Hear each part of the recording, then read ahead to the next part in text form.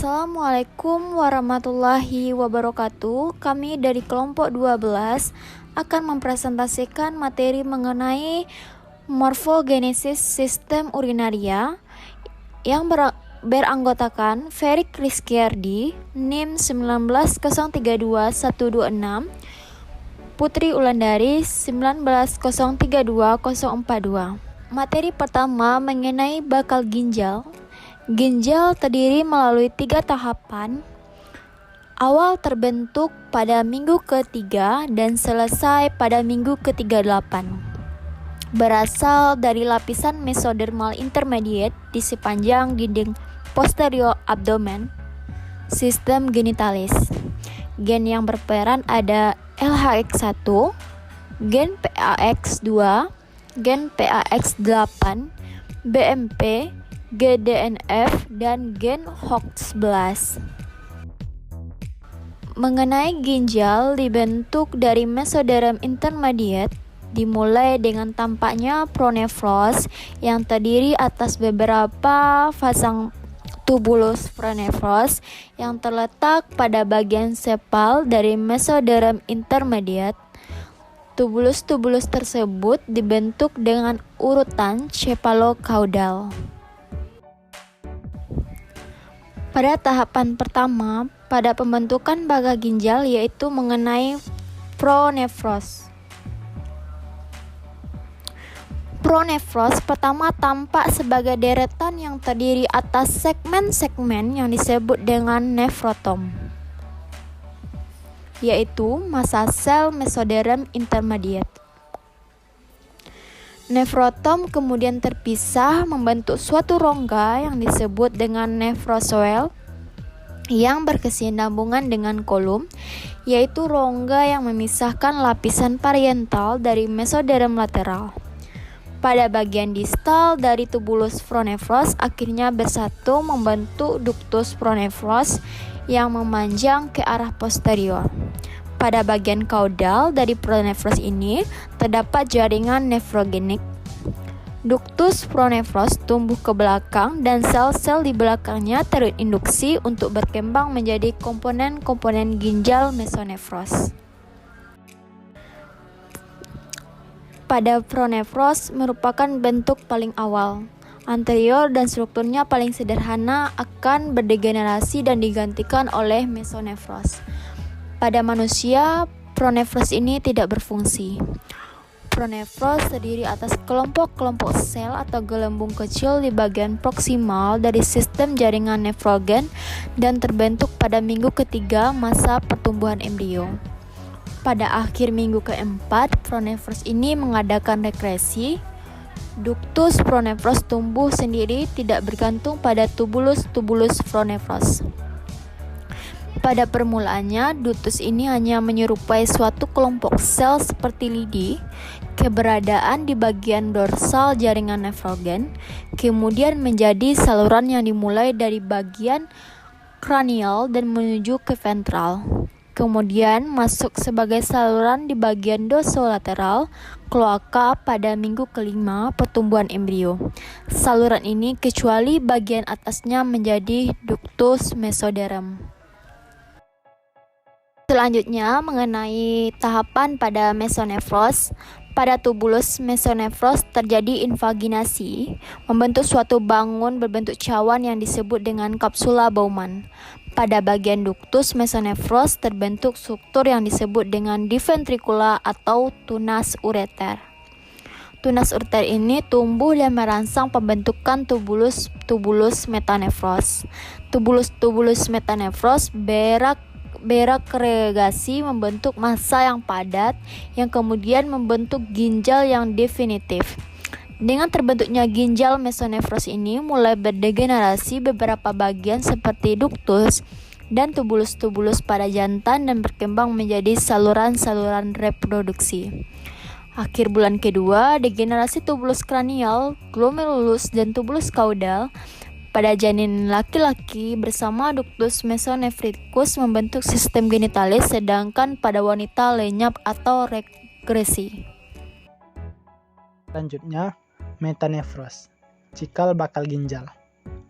Metanefros berkembang dari dua komponen mesonefros, yaitu epitel tunas ureter dan mesenkim metanefrogenik.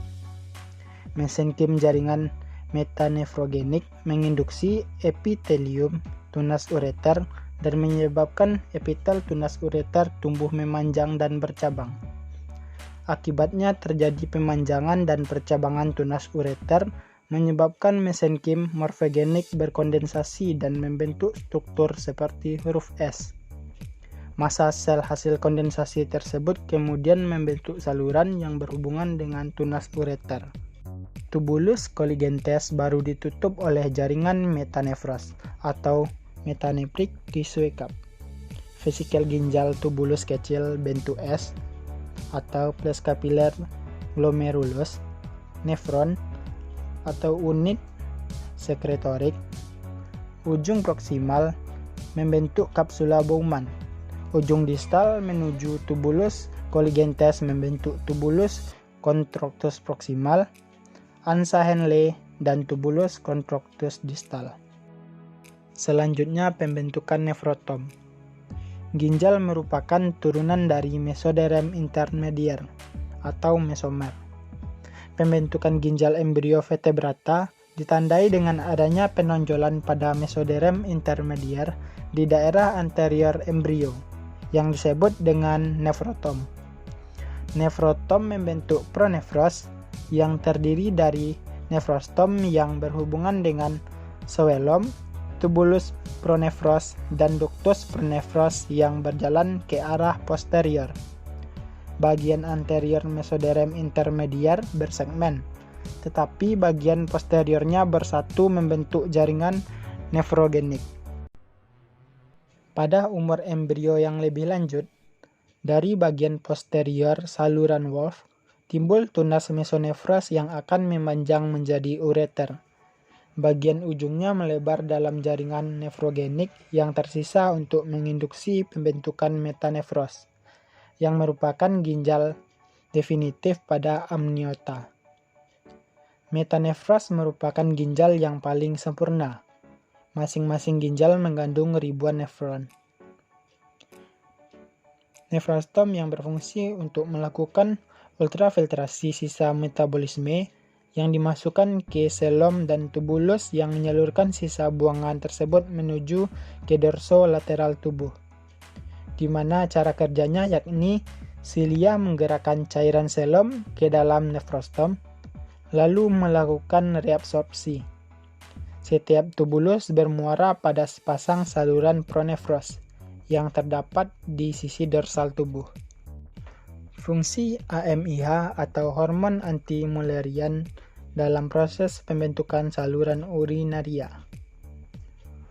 Hormon anti-Mullerian adalah hormon protein yang penting dalam perkembangan saluran reproduksi pada janin laki-laki dan juga reproduksi sebelum lahir oleh testis dan ovarium. Hormon anti-Mullerian juga dapat berperan dalam mengatur produksi steroid seks pada masa pubertas dan pada ovarium dan testis dewasa. Di ovarium, hormon anti-Mullerian tampak penting pada tahap awal perkembangan folikel, yang mengandung dan mendukung telur sebelum pembuahan. Semakin banyak folikel ovarium yang dimiliki seorang wanita, semakin banyak hormon anti-Mullerian yang dihasilkan ovariumnya. Sehingga AMIH dapat diukur dalam aliran darah untuk menilai berapa banyak folikel yang ditinggalkan seorang wanita dalam ovariumnya atau cadangan ovariumnya. Anti-Mullerian hormon juga merupakan glikoprotein yang termasuk dalam TGF-beta superfamily. Peran utama AMH atau AMIH dalam perkembangan sistem reproduksi adalah menyebabkan regresi dari ductus Mulleri dari kranial ke kaudal selama periode masa gestasi 8-10 minggu.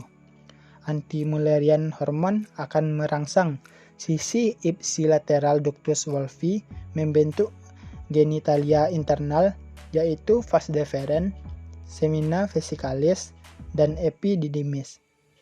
Tidak beberapa lama setelah sel Sertoli berfungsi, sel-sel Leydig pada janin laki-laki akan menghasilkan testosteron untuk menyempurnakan perkembangan ductus wolfi, sisi ipsilateral gonad, dan menekan perkembangan ductus mulleri.